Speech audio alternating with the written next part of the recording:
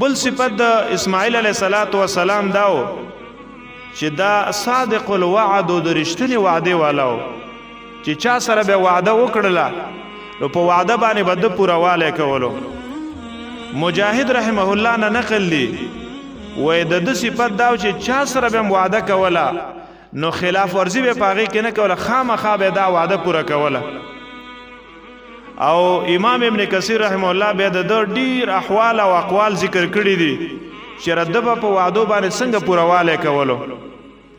یو سړی سره وعده کړی و چې رسبه تا ته په دې باندې ناستې ما او ته به واپس راشي څه بیع شرای سره کول غسل خرڅول.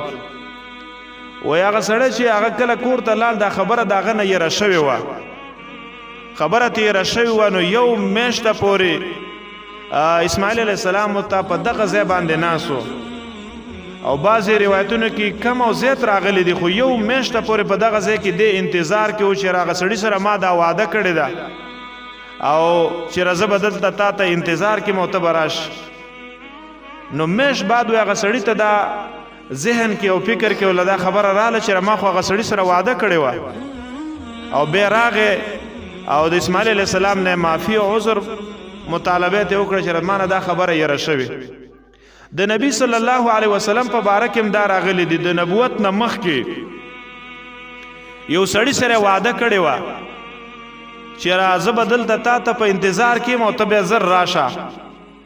وایي د هغه سړي نه خبره یې راشوې وه. 3 ورځې بعد هغه دغه ځای له راغې او نبی صلی الله علیه وسلم بیا ورته صرف دا خبره وکړه چې لقد شققت علیه، په ما باندې خو دې ډېره سخته تېره کړه، زه ګوره 3 ورځو نه تا ته په دې ځای کې انتظار یم، تا سره مې وعده کړې ده او ته نه راتللې، ما باندې خو دې ډېره سخته تېره کړه.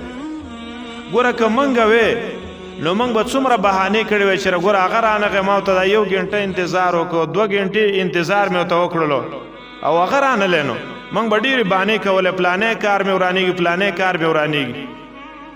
او نبی صلی الله علیه وسلم داسې فرمایي وی 4 من کن فیه کان منافقا خالصا. وی 4 صفتونه دي چې هغه په چا کې رال دا به خالص منافق حسابېږي. 4 صفتونه چې یو انسان کې راجمع شي نو دا خالص منافق به حسابېږي.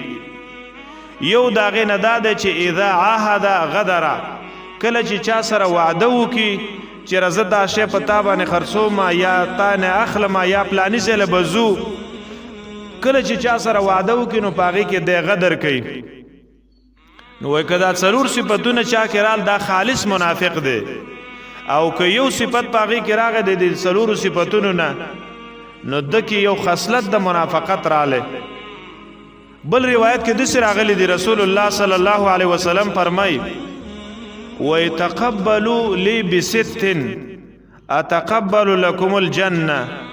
ای خلکو 6 کارونه دي، 6 خبرې دي، دا زمانه قبولی کوي وی منی باغې باندې عمل وکي نو اتقبل لکم الجنه، زه به تاسو له د جنت ذمواري درکمه. 6 کارونه عملی کا او دا زمانه واخلی نو وایي زه به تاسو له د جنت ذمواري درکوم.